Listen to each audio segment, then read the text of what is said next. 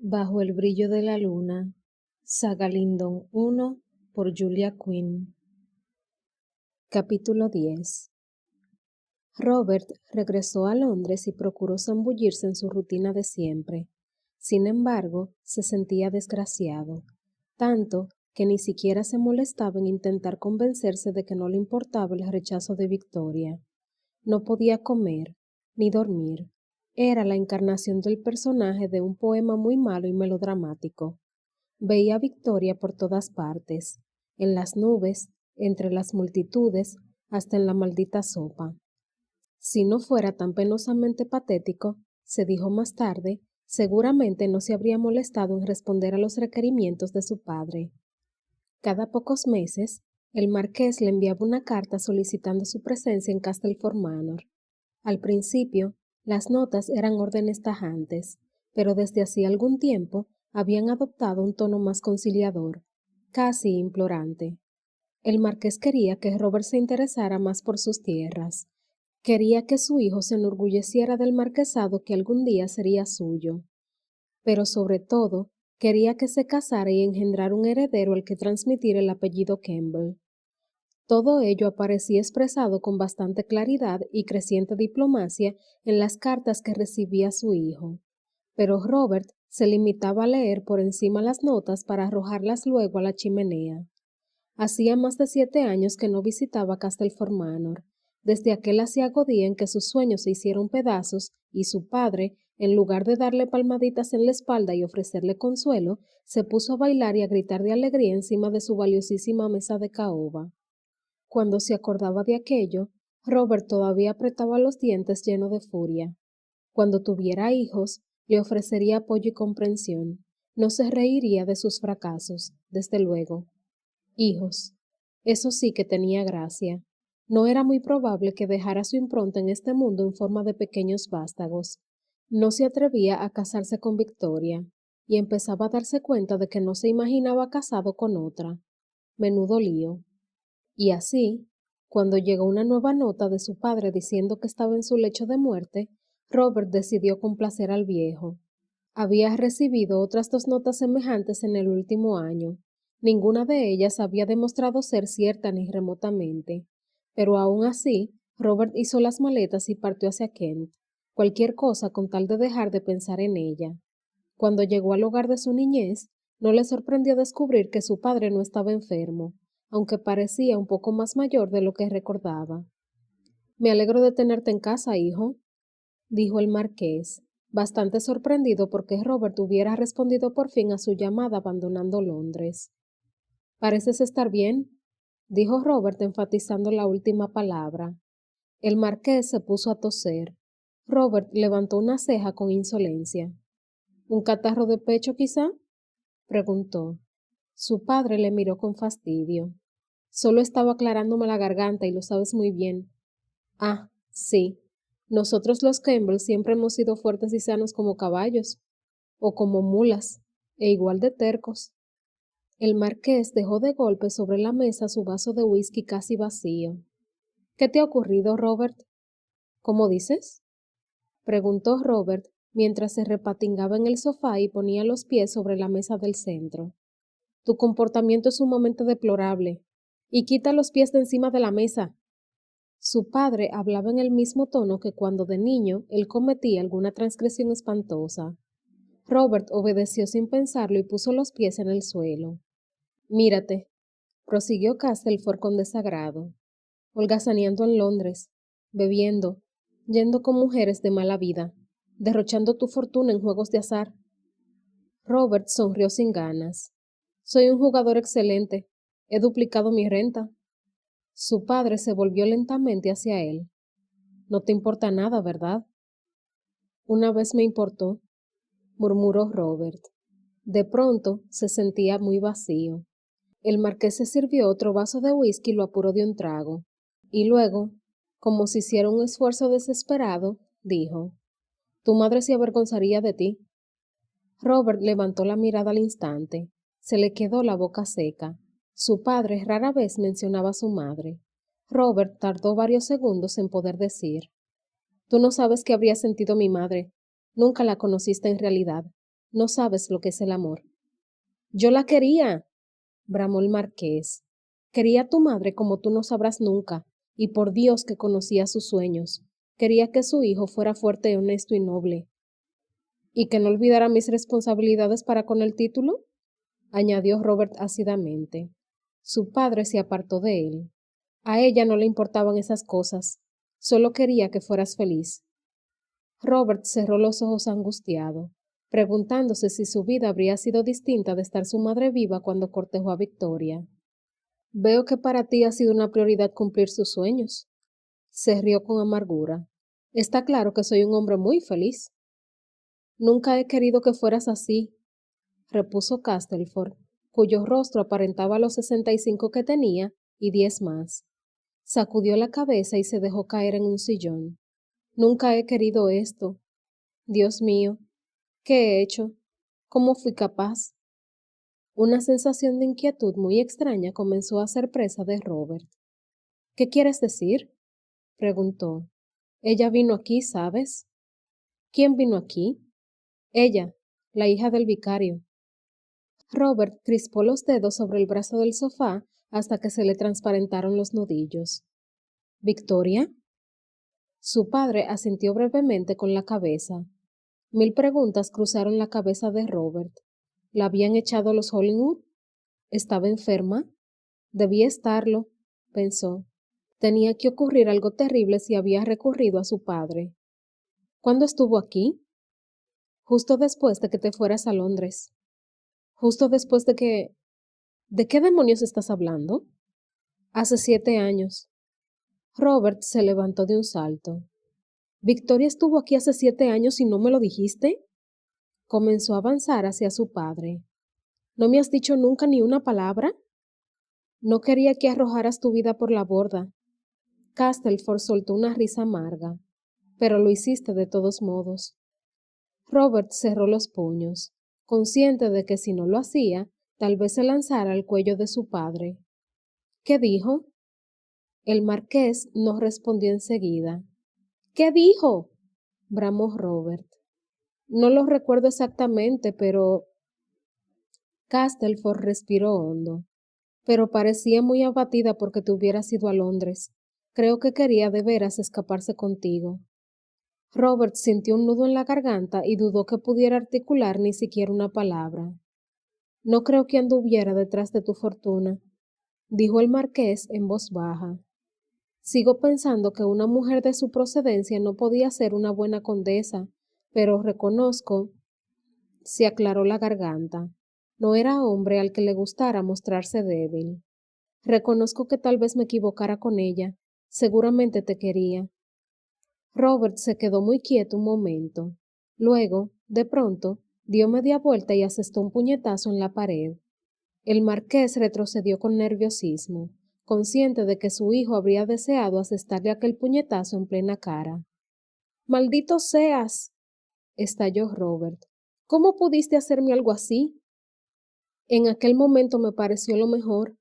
Ahora veo que estaba equivocado. Robert cerró los ojos angustiado. ¿Qué le dijiste? El marqués le volvió la espalda, incapaz de mirarle a la cara. ¿Qué le dijiste? Le dije que nunca habías tenido intención de casarte con ella. Castleford tragó saliva incómodo. Le dije que solo estabas jugando con ella. Y ella pensó, Dios mío, pensó...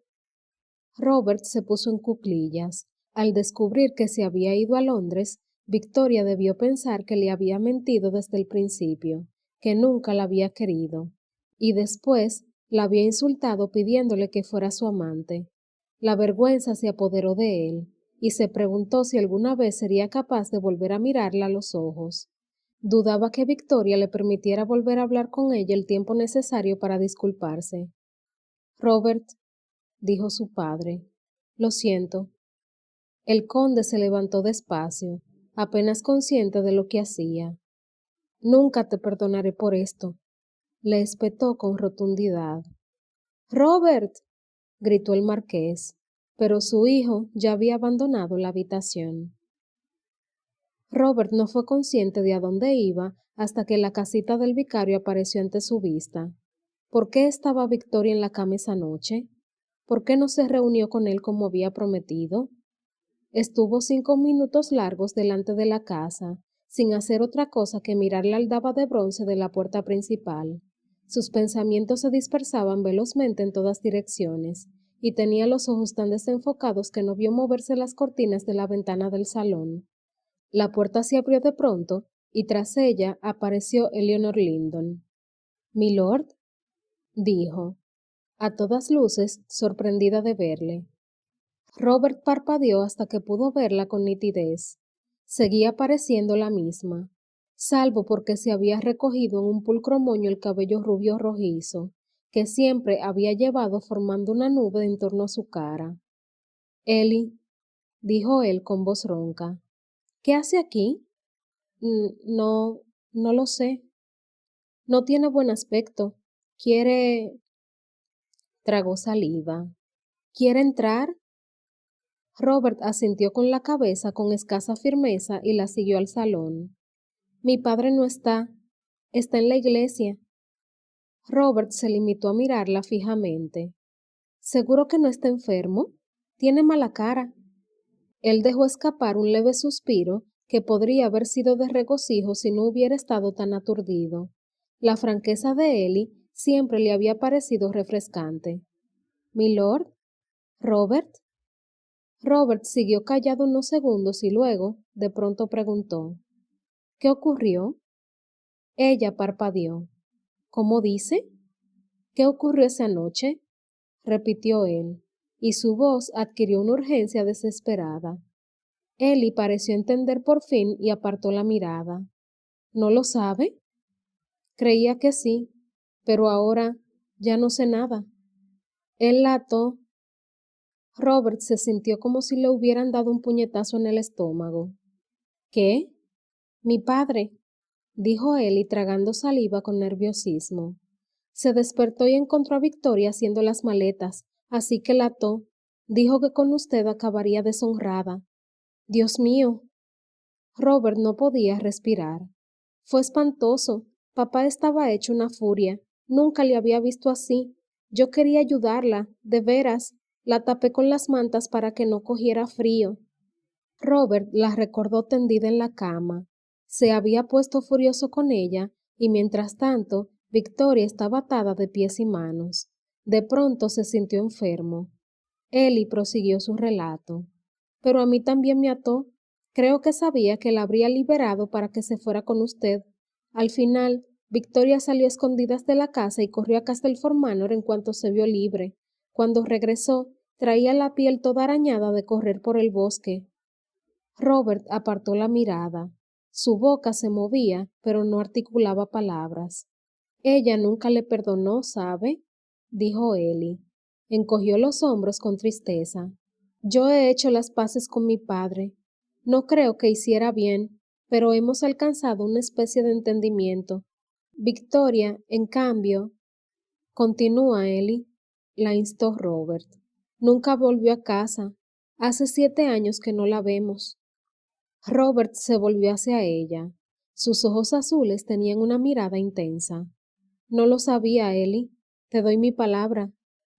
Nos sorprendimos mucho al saber que se había marchado de la comarca, dijo ella sin inflexión. Pensé que Victoria iba a morirse de pena. No lo sabía, repitió Robert. Mi hermana creyó que pensaba usted aprovecharse de ella y que al no conseguirlo, se aburrió y se marchó. Ellie fijó la mirada en el suelo. ¿Qué otra cosa podíamos pensar? Era lo que había augurado mi padre desde el principio. No, susurró Robert. No, yo la quería. ¿Y por qué se fue entonces? Mi padre había amenazado con desheredarme. Esa noche, al ver que Victoria no aparecía, supuse que había llegado a la conclusión de que ya no merecía la pena casarse conmigo. El mero hecho de decir aquello le avergonzaba, como si a Victoria le hubieran importado nunca esas cosas. De pronto se puso en pie, pero se sentía tan aturdido que tuvo que agarrarse a un extremo de la mesa para recuperar el equilibrio. ¿Le apetece una taza de té? preguntó Ellie levantándose. No tiene buena cara, de veras. Ellie, dijo él, y su voz se cargó de determinación por primera vez desde el inicio de la conversación. Hace 7 años que no estoy bien. Si me disculpas. Salió sin decir una palabra más y con mucha prisa. Ellie no dudaba de a dónde se dirigía. ¿Qué quiere decir con que la ha echado? Sin referencias, dijo Lady Hollywood con orgullo. Robert respiró hondo, consciente por primera vez en su vida de que sentía el impulso de dar un puñetazo a una mujer. Ha dejado... Se detuvo y se aclaró la garganta, intentando ganar tiempo para dominarse. ¿Ha despedido a una mujer de refinada educación sin ni siquiera una nota de recomendación? ¿Dónde espera que vaya? Le aseguro que eso no es asunto mío. No quiero a esa desvergonzada cerca de mi hijo. Habría sido inconcebible para mí darle una carta de recomendación para que pueda corromper a otros pequeños con su perniciosa influencia. Le agradecería que no llamara desvergonzada a mi futura esposa, Lady Hollywood, protestó Robert crispado. ¿Su futura esposa? Preguntó Lady Hollywood atropelladamente, con una nota de pánico. ¿La señorita Lyndon? En efecto. Robert ensartó a Lady Hollywood con una de sus más consumadas miradas glaciales, un arte que había perfeccionado hacía tiempo. Pero no puede casarse con ella. ¿Ah, no? Everslade me dijo que prácticamente se le echó encima. Everslade es un cerdo. Lady Hollywood se embaró al oír aquella palabra. Lord Macclesfield, debo pedirle... ¿Dónde está? La cortó él. No lo sé, claro. Robert avanzó hacia ella, con los ojos duros y fríos. ¿No tiene idea? ¿No se le ocurre absolutamente nada? Puede que haya contactado con la agencia de colocación que usaba cuando la contraté. Ah, ahora empezamos a entendernos. Sabía que no era usted una perfecta inútil. Lady Hollywood tragó saliva incómoda. Tengo las señas aquí mismo. Permítame que se las copie. Robert asintió secamente y cruzó los brazos. Había aprendido a servirse de su estatura para intimidar a los demás, y en ese momento no deseaba otra cosa que intimidar a Lady Hollywood. Ella cruzó la habitación a toda prisa y sacó una hoja de papel de un cajón. Con manos temblorosas copió una dirección. Aquí tiene, dijo tendiéndole el papel. Confío en que este pequeño malentendido no afecte nuestra futura amistad. Mi querida señora, no se me ocurre ni una sola cosa que pueda hacer usted para suscitar en mí el deseo de volver a verla. Lady Hollywood palideció al ver convertidas en cenizas todas sus aspiraciones sociales. Robert miró la dirección de Londres anotada en el papel que tenía en la mano, y a continuación salió de la salita sin molestarse siquiera en despedirse de su anfitriona con una inclinación de cabeza. Victoria había ido a buscar trabajo, le dijo la señora de la agencia de colocación encogiéndose de hombros con indiferencia, pero la había despedido. Era imposible colocar a una institutriz sin una carta de recomendación. A Robert empezaron a temblarle las manos. Nunca se había sentido tan impotente. ¿Dónde demonios estaba Victoria? Varias semanas después, Victoria iba canturreando alegremente mientras llevaba su tanda de costura al trabajo. No recordaba la última vez que se había sentido tan feliz. Todavía sufría por Robert, sí, pero había aceptado que aquella pena formaría parte de ella para siempre. Estaba contenta, sin embargo. Había vivido un instante de pánico cuando la señora de la agencia de colocación declaró que sería imposible encontrarle un empleo, pero entonces se acordó de lo mucho que había cosido de niña. Si algo sabía hacer bien, era coser un pespunte perfecto y pronto encontró empleo en un taller de una modista. Cobraba por prenda y el trabajo le resultaba muy gratificante. Si lo hacía bien, lo hacía bien, y nadie podía decir lo contrario. No había ninguna Lady Hollywood vigilando sus pasos, ni quejándose de que su hijo no sabía recitar el alfabeto con suficiente rapidez, ni culpándola cuando se trastabillaba con la M, la N o la O. Le gustaba mucho aquella faceta objetiva de su nueva labor. Si hacía recta una costura, nadie podía decir que estaba torcida, no como cuando siendo institutriz, Victoria no podía estar más satisfecha. Que Lady Hollywood la despidiera había sido un golpe terrible.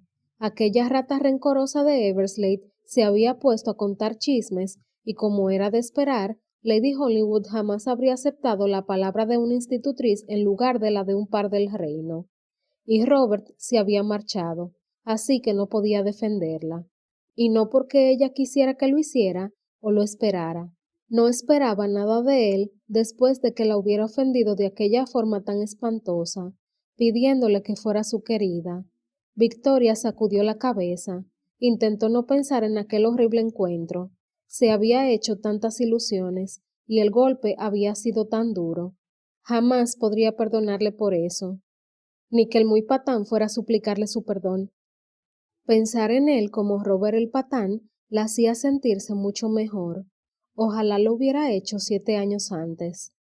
Victoria apoyó su fardo de ropa en equilibrio sobre la cadera al empujar la puerta trasera del taller de costura de Madame Lambert. Buenos días, Katie, dijo alzando la voz para saludar a la otra costurera. La muchacha rubia la miró con alivio. Victoria, cuánto me alegro de que hayas llegado por fin. Victoria dejó el fardo en el suelo. ¿Ocurre algo? Madame está... Katie se quedó callada un momento, miró hacia atrás y luego continuó en un suspiro. Está atacada de los nervios. Hay 4 clientas en la tienda y... ¿Ha llegado Victoria? Madame Lambert irrumpió en la trastienda sin molestarse en adoptar el acento francés que usaba con sus clientas. Enseguida vio a Victoria, que estaba ordenando la ropa que se había llevado a casa la noche anterior. Gracias al cielo. Te necesito delante. Victoria dejó rápidamente la manga que sostenía y salió. A Madame Lambert le gustaba que atendiera en la tienda porque hablaba con acento cultivado. Madame Lambert la condujo hasta una muchacha de unos 16 años que se esforzaba por ignorar a la corpulenta mujer, posiblemente su madre, que había a su lado. Victoria, dijo Madame Lambert súbitamente francesa. Esta es la señorita Harriet Brightville. Su madre, señaló a la otra señora, desea que la asesoremos acerca de su vestuario de su hija. Sé exactamente lo que quiero, dijo la señora Brightville. Y yo también, añadió Harriet plantando firmemente las manos sobre las caderas. Victoria sofocó una sonrisa. Quizá podamos encontrar algo que la satisfaga a ambas. La señora Brightville soltó un sonoro bufido que hizo que Harriet se volviera hacia ella con expresión indignada y dijera: «Mamá». Durante la hora siguiente, Victoria les mostró rollo tras rollo de tela, sedas, rasos y muselinas. Todos fueron sometidos a inspección. Pronto se hizo evidente que Harriet tenía mucho mejor gusto que su madre, y Victoria tuvo que invertir largo rato en convencer a la señora Brightville de que para triunfar en sociedad no hacían falta volantes. Por fin, la señora Brightville, que quería de verdad a su hija y solamente intentaba hacer lo que creía mejor, se disculpó y entró en el excusado. Harriet se dejó caer en una silla cercana con un inmenso suspiro. «Es agotadora, ¿verdad?», le preguntó a Victoria. Victoria se limitó a sonreír. «Menos mal que mi primo se ha ofrecido a llevarnos a comer pasteles. Ahora mismo no soportaría tener que seguir de compras, y todavía tenemos que ir a la sombrerería y al guantero». «Estoy segura de que se lo pasará estupendamente», dijo Victoria con diplomacia. «Solo me lo paso bien cuando llegan todos los paquetes a casa y puedo abrirlos. Ah, mire, ese que pasa por delante del escaparate es mi primo. Robert, Robert».